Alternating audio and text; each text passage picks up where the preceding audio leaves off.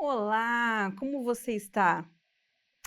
Seja muito bem-vindo, bem-vinda à última aula sobre o livro de Esther, a sexta aula. Espero que você tenha aproveitado muito, conhecido profundamente sobre esse livro tão maravilhoso que está no cânon bíblico, uma narrativa poderosa sobre a providência divina e sobre como Deus cumpre sua promessa com seu povo, independente da circunstância. Mas nós não podemos fazer isso sem falar com Deus. Por isso te convido para mais uma vez fecharmos os olhos e falarmos com Deus. Querido Pai, agradecemos imensamente porque estamos finalizando, Senhor, esse curso sobre o livro de Esther. Obrigada, Senhor, por esse privilégio. Eu não conheço, Pai, as pessoas que estão estudando comigo nesse momento, mas te peço que teu Espírito Santo venha iluminar a nossa mente e o nosso coração. Pedimos e agradecemos em nome de Jesus. Amém. Estamos agora na nossa última aula e essa aula eu dediquei para que nós possamos refletir sobre as mensagens que o livro de Esther tem para a nossa vida hoje. Isso se chama aplicação. Como que o texto se aplica a 2022? Ao tempo que vivemos agora? Essa história que aconteceu há tanto tempo atrás. Os personagens de Esther agora viram espelho e nós podemos nos ver em cada um deles. Nós temos um rei indeciso, frágil, com sede de poder.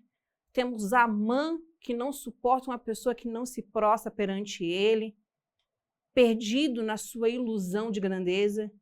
Temos Esther, uma menina que era abandonada, órfã, que é adotiva, filha adotiva do seu primo, que se torna rainha e com uma coragem colossal intervém e promove a libertação de seu povo.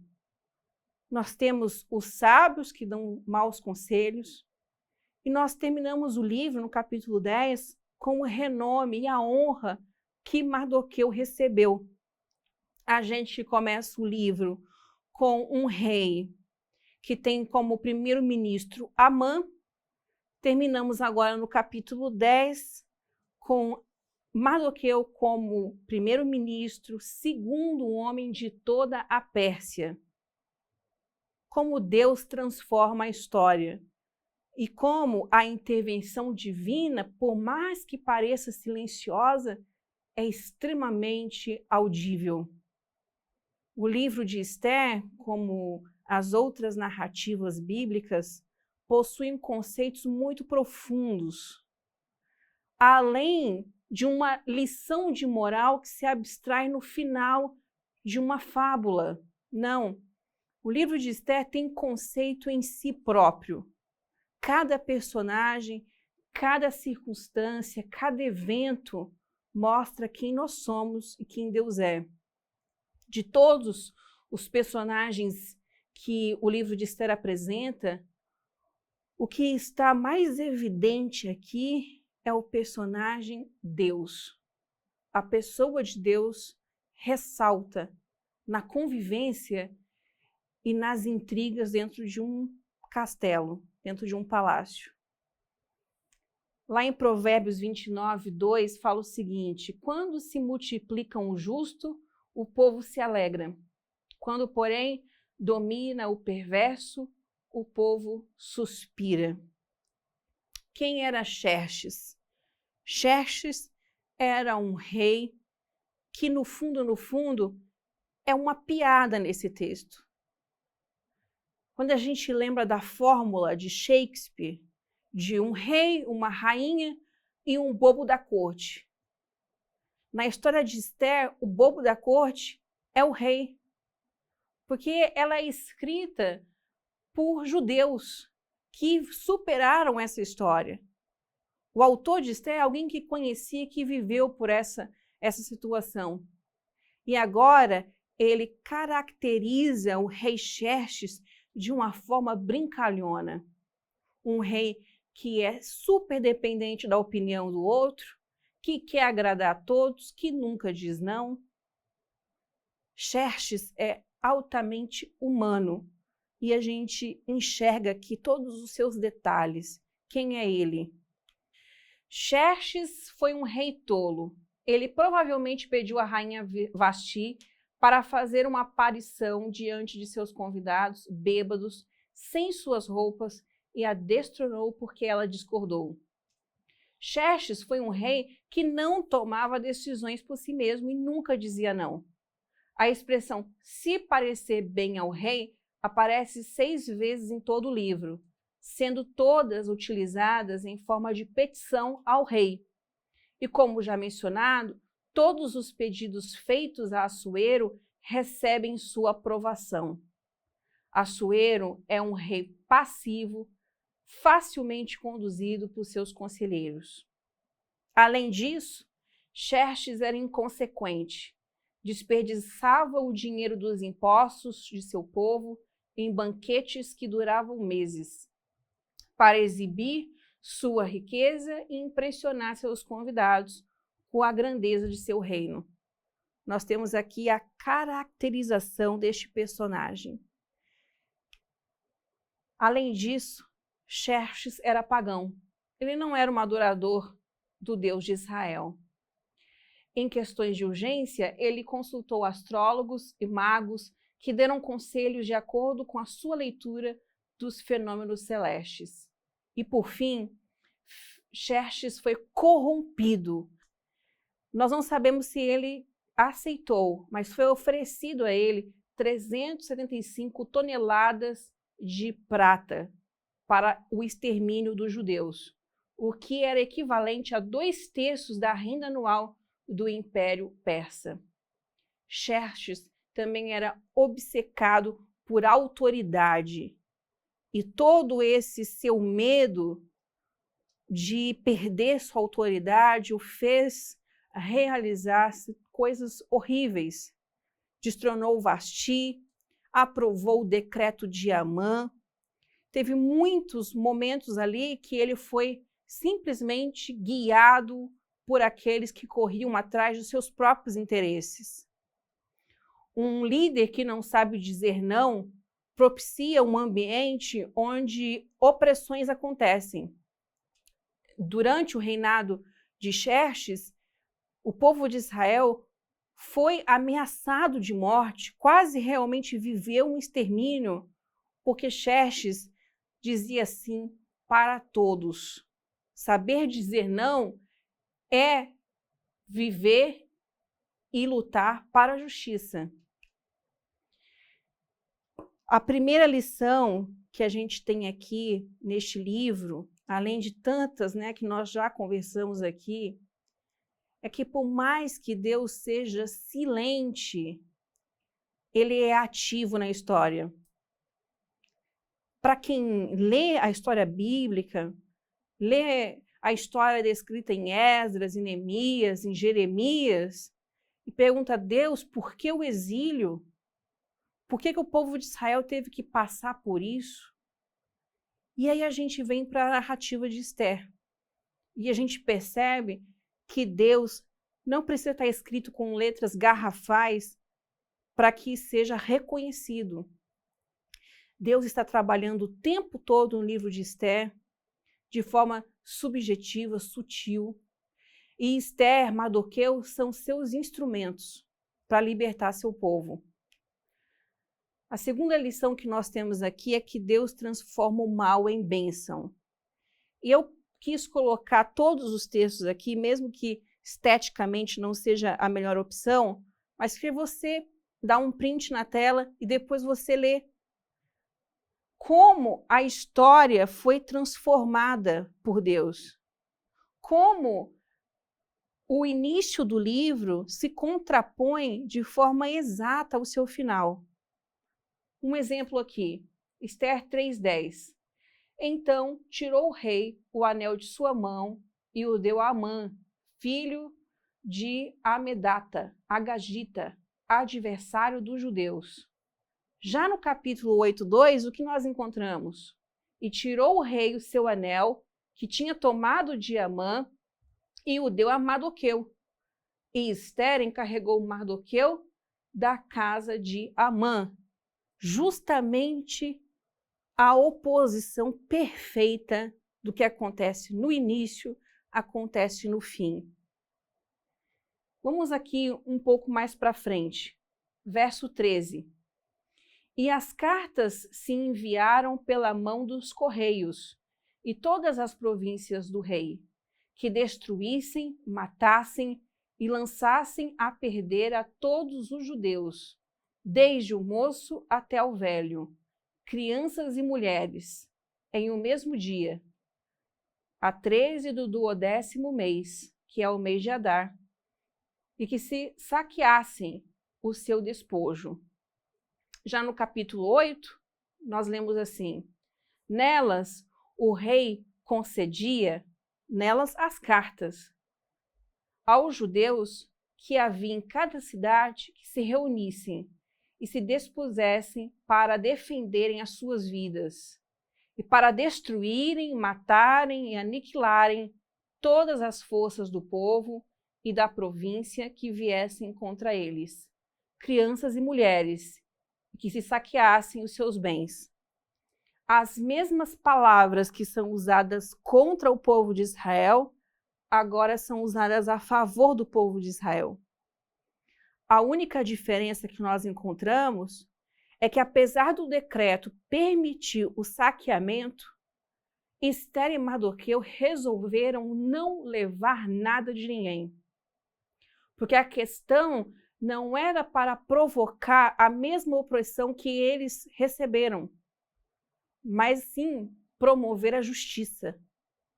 Ester e Mardoqueu não roubaram, não levaram nada dos seus inimigos. Ester 3,14 fala o seguinte: uma cópia do escrito para que se proclamasse a lei em cada província foi enviada a todos os povos, para que se estivessem preparados para aquele dia. Vamos ver o espelho inverso desse verso. Ester 8,13. E uma cópia da carta seria divulgada como decreto em todas as províncias e publicada entre todos os povos, para que os judeus estivessem preparados para aquele dia, para se vingarem dos seus inimigos. Deus transforma o mal em bênção. Isso é que o livro de Ester nos ensina. Aquela menina que era órfã vira rainha. O Mardoqueu, que era um homem que ficava à porta do palácio, vira o segundo de todo o Império Persa. Aquele homem orgulhoso, que tinha maus intentos, como Ester fala, o mal Amã, de segundo de todo o império, morre enforcado na própria forca que ele tinha planejado para Mardoqueu. Deus transforma o mal em bênção. Independente de qual mal, Deus tem poder para transformá-lo em bênção. Aqui no capítulo 4:1, fala o seguinte: quando Mardoqueu soube tudo quanto se havia passado, rasgou as suas vestes e vestiu-se de saco e de cinza, e saiu pelo meio da cidade e clamou com grande e amargo clamor. E como que termina a história? Mardoqueu saiu da presença do rei com veste real azul celeste e branco, como também com uma grande coroa de ouro. Deus transforma o mal em bênção. Aquele homem que inicialmente está vestido de pano de saco e cinza, agora está vestido com vestes reais. Isso é a providência divina, mesmo num livro que não cita Deus diretamente. A terceira lição e última que nós vamos tirar nessa última lição sobre o livro de Ester é que Deus cumpre as suas promessas. Por que Deus defendeu tanto o povo de Israel? Por que Deus não deixou que eles, por não terem voltado para a terra deles quando tiveram oportunidade, no decreto que Dario fez? Por que Deus não os deixou viver seus próprios caminhos e ali eles sofressem as consequências de estarem ali? Porque a promessa que Deus tinha era com Abraão. E eles, como filhos de Abraão, eram então herdeiros dessa promessa. Lá em Gênesis 12, 1-3, Deus então faz um contrato, uma aliança perpétua com Abraão. O texto fala: sai da tua terra, da tua parentela, da casa do seu pai, e vai para a terra que te mostrarei. De ti farei uma grande nação, e te abençoarei, e te engrandecerei o nome. Sê tu uma bênção. Abençoarei os que te abençoarem, e amaldiçoarei os que te amaldiçoarem.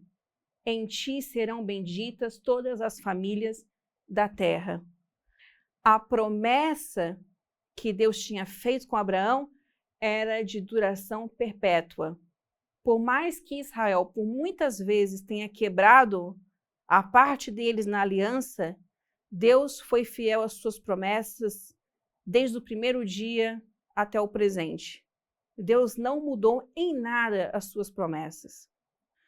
Assim como no livro de Ruth, nós encontramos um povo moabita que recebe de Deus várias imprecações por terem amaldiçoado o povo de Israel, nós encontramos aqui os inimigos de Israel, assim como Amã, que era uma amalequita, um descendente de Amaleque, e outros tantos inimigos de Israel, serem destruídos, porque a promessa de Deus era de abençoar a Abraão e toda a sua posteridade. A aliança com Abraão tinha 3 aspectos. O primeiro dele era a promessa da terra, que está lá em Gênesis 12, verso 1.